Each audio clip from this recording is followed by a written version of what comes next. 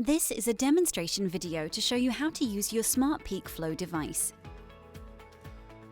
Connect your Smart Peak Flow device via the audio jack port of your smartphone.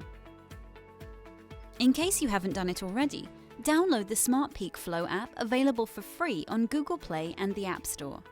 Open the Smart Peak Flow app and press Start. Stand or sit in a comfortable upright position. Make sure that you are in a well-lit area and that the light can get through the small window on the top.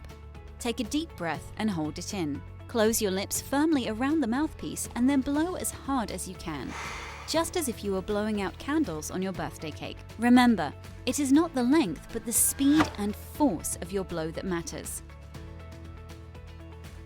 Look at the screen to check your reading. The value will be recorded automatically. Repeat this 2 more times. After the third blow, the app will save the highest of the 3 values as the result. Repeat this twice a day, once in the morning and once in the evening. Make sure to take your readings before your inhaler. To check the history of your results, simply select the track option. For your next medical checkup, don't forget to take your smartphone with you.